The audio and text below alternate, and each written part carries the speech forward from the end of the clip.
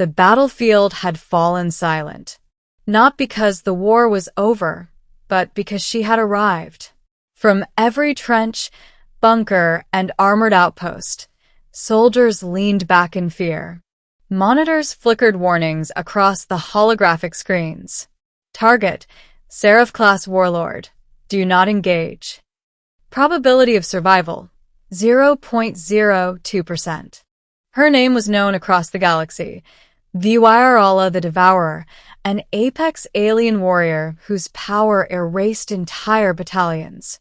She wore obsidian armor that shimmered like black fire, her silver-white hair floating behind her like smoke, and her 6 eyes glowing with a predatory light.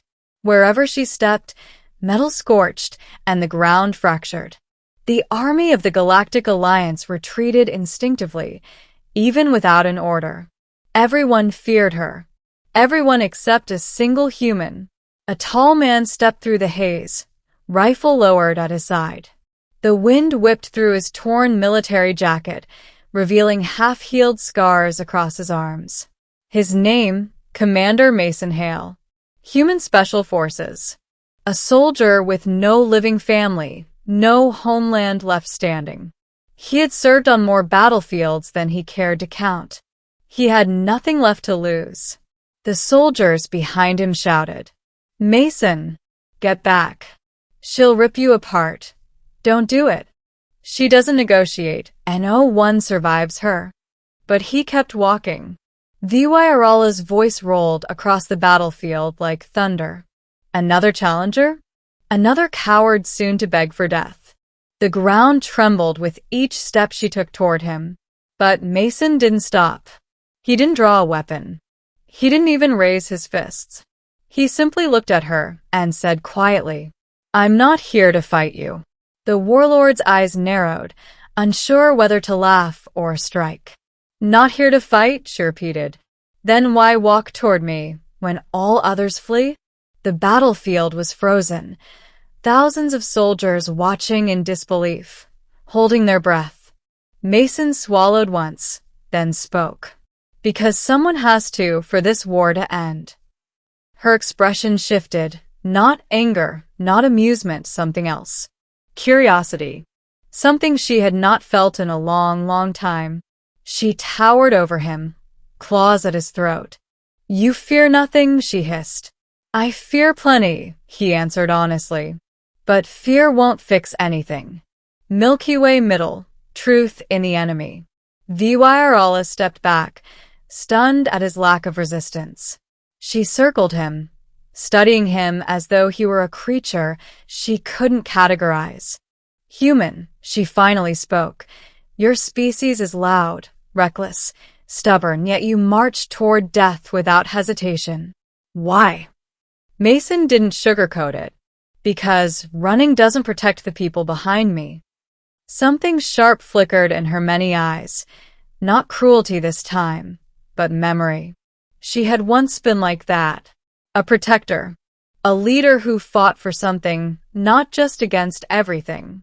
She looked up at the sky, as though the weight of the galaxy pressed down on her. "Peace is impossible," she muttered, "after what was done to us." She turned away as if ready to resume the war. Mason took another step, closing the distance again. "What happened to your people wasn't right, but killing ours won't undo it." In that moment, Viwairala's facade cracked. Mason could see grief hiding behind her monstrous reputation. "My mate," she whispered, voice trembling, "and my children burn alive during the siege." Her claws shook, and the Alliance celebrated. A ripple of shock moved through the silent Alliance infantry behind Mason. None had known the truth. That was why she became the monster they feared, because everything she loved had been erased first. Mason could have apologized, but that wasn't what she needed. Instead, he asked, "If they were here, would they want you to become this?" Viwairala fell still. No threat, no roar, just silence, heavier than all the weapons on the field. Fire turning point. The warrior breaks. Her voice broke for the first time in decades. I don't know how to stop. Mason slowly raised a hand, not toward her throat, but her shoulder.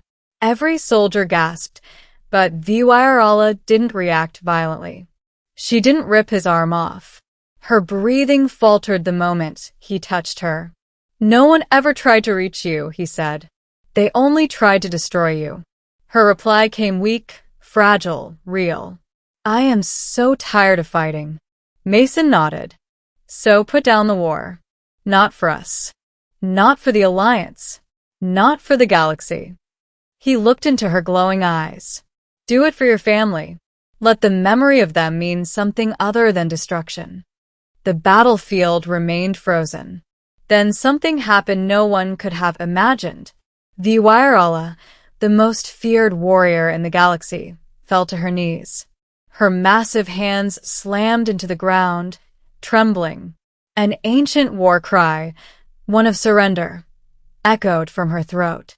Not surrender to the Alliance, but surrender to the grief she had carried for decades. Mason dropped to his knees with her, not above her, not below her, but with her. And for the first time in years, she wept. Glowing star ending, the war that never had to happen. Hours later, Viwairala walked beside Mason into the Alliance command tent, unbound, unarmed, and unresisting. Generals prepared for combat, prison, execution, but Mason stepped between them. She didn't ask for mercy, he said. She asked for peace. There were arguments, threats, political fury, but history couldn't be denied.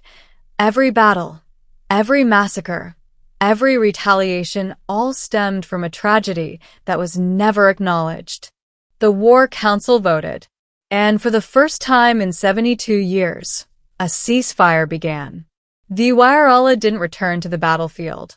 She became a diplomat, a terrifying one, yes, but one who would rather endure political venom than see another child die. Mason became her advisor, not because he wanted power, but because he was the only one who could look her in the eyes and see a person instead of a monster. Some feared her, some hated her, but the peace held, and every planet that survived would remember the moment the galaxy changed. Not when a hero killed a monster, but when a human dared to walk toward one, and when she dared to stop walking alone.